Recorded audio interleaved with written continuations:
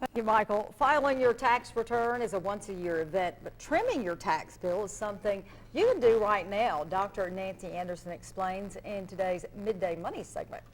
Hello, can you believe tomorrow is April 1st? I can't. Almost time for taxes. It sneaks up every year. Yes. Well, you have 2 weeks about that to do some trimming of your tax bill. And I always tell people, pay yourself rather than paying Uncle Sam. And the best way to do that is to fund your retirement plan. Now, while we can't do that for this past year with this year's changes in our 401k, this is a good time to look at your 401k and are you putting enough aside? We have new limits on those 401k contributions for 2015. If you're under 50, you can put $18,000 aside. That's amazing, and that reduces your federal income tax bill. If you're 50 or older, you can do $24,000. Now, if you want to help your bill for this past year or what's going to be due on April 15th, contribute to a traditional IRA. Well, who can contribute? Well, we have lower income limits. For a couple, it means anyone earning $98,000 or less, and for an individual, someone earning $61,000 or less. Or if you don't have a company plan at all, there is no income limit.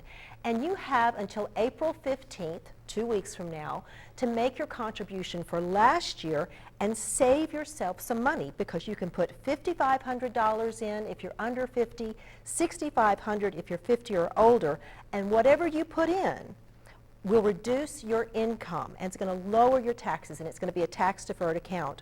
You can also contribute to a Roth IRA.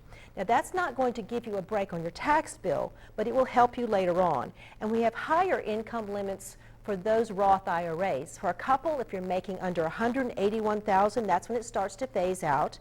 For an individual, it's $114,000. And again, you have until April 15th to make the contribution for last year. Same limits, $5,500 for 50 and $6,500 for 50 or older. Doesn't reduce your current tax bill, but the future growth is never taxed. And this is a good time to get started on an IRA for 2015. Go ahead and open an account, and maybe you can only do a small amount, $50 or $100 a month, but set it up on a bank draft. A little goes a long way. You'll be already prepared for next year's tax bill. Can you have multiple IRAs? Yes, you can have as many as you want, as many institutions as you want, as long as you don't go over those annual contribution limits. Is it per account?